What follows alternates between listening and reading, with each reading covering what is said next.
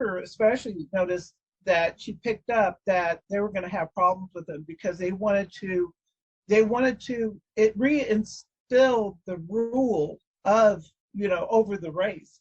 And the race had been on Earth for a while and had developed their own way of living. They did not want to be back under the royal rule.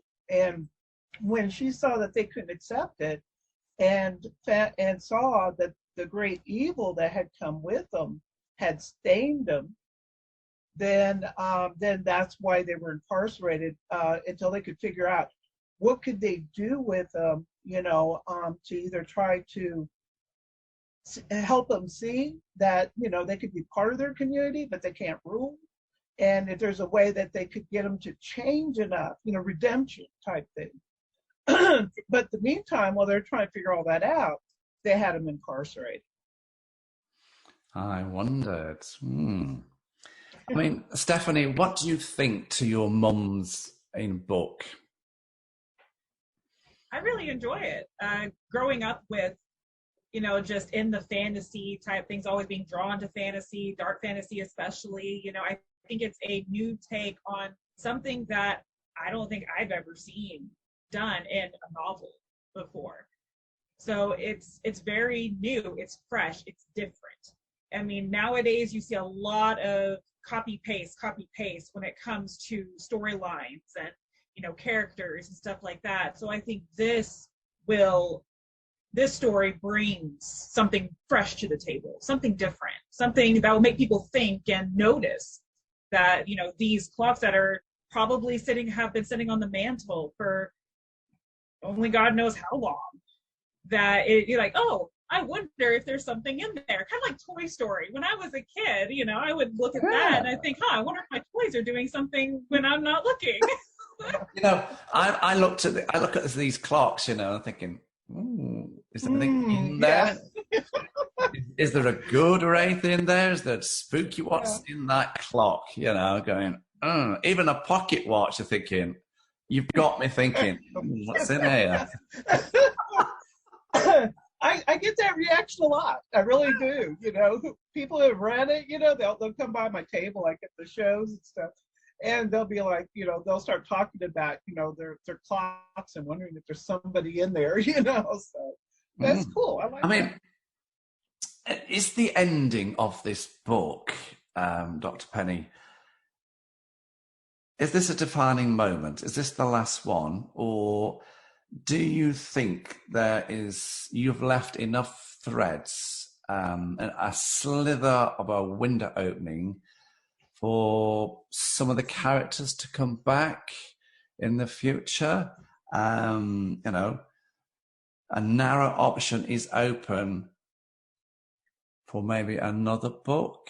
Come on, spill the beans. We won't tell anybody. Honestly, everybody, we won't say anything. It's just between me and Dr. Penny and Stephanie. I will say yes. I know of threads I've left. There's a skeleton of a possible book, but it's not going to be anytime soon.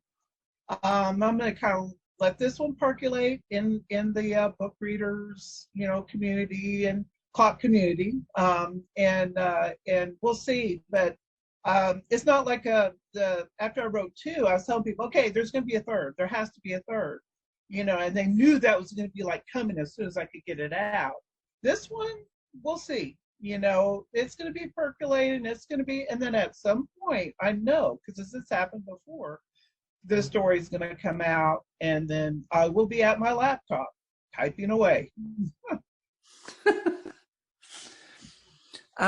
Dr. Penny, Stephanie, who do you see the market for your books?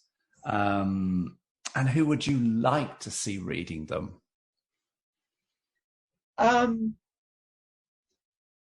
Clock people really like them. That's been my main fan base right now, because they recognize the clocks in them. They enjoy the ones that like sci-fi, they enjoy the thought of, somebody living in their clocks, that sort of thing. And I have had people who have bought them for younger members of their family, because they're family friendly. And so they bought them for their grandkids or their nieces, their nephews, and stuff like that. So to try to, I guess a way to get them interested in the clock world, as well as make it fun and have a mystique about it, that sort of thing. Well, I think that's important too, because even now there's not a whole lot of people that are repairing clocks. That's why I started to get into it. It's because I saw that there was this art that was dying, literally. And it's sad because these clocks contain so much history, and they're passed down a lot of the time from family to family. So, it's, you looking at them, it's like, what have you seen? What have you been through?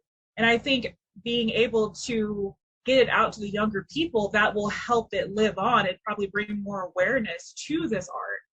So I think that's good that the people are buying them for their kids and everything, because that's important. Yeah. Perhaps the kids will go around saying, "Hello, anybody in there?" Probably so. I can see that. But it'd be wrong. It'd be very spooky if the clock replied, "Yes." Just a 10. Yeah, I know. I thought about putting a clock up at my little table, with my books, and try to have some, if I could do like a 3D image of a wraith, kind of moving around in the clock, It'd be so cool. That can be done. Dr. Penny, where can people get your books? Most major retailers, Amazon, Barnes & Noble, any platform, where you can get books, that it should be available, on there. Your webpage? My webpage is broken right now. I need to get it fixed. I'm not able to get access to it to put it on there, and with the links and everything. I'm going to have to get some help in revamping it. But I'm hoping to do that soon. But there's potential to put it on there.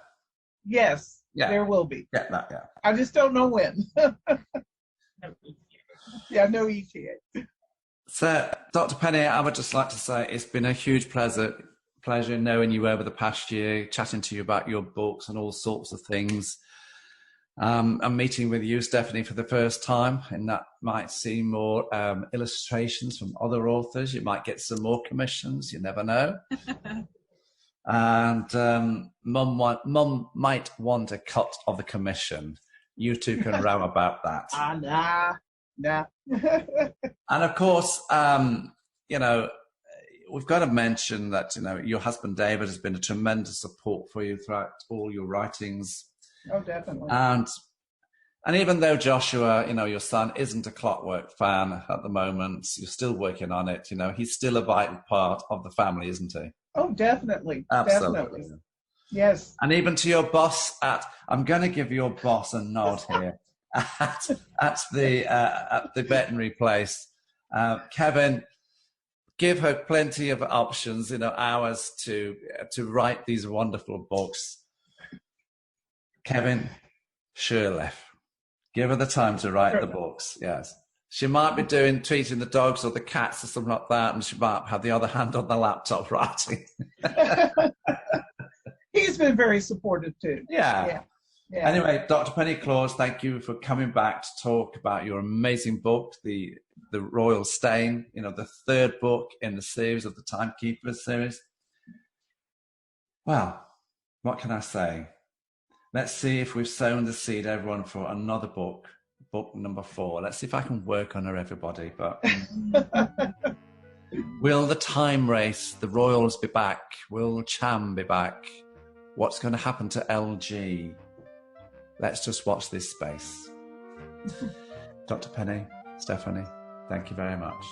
I'm JT Crowley. Thanks for listening, watching, wherever you are in the world. So until next time, stay safe.